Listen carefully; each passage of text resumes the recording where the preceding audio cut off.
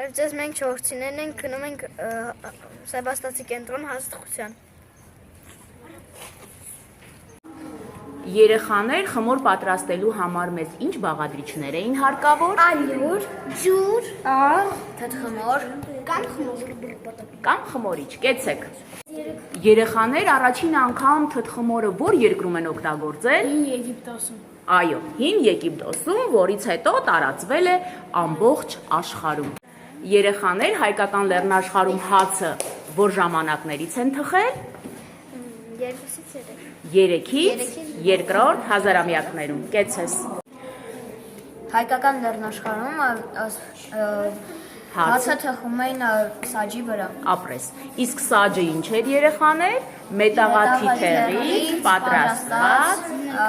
հաց թխելու հարմարանք, չէ՞։ Երեխաներ առաջին թոնիրները որտեղ են հայտնաբերվել։ Գավիթ, Մոխրաբլուր, Լճաշին։ Այո,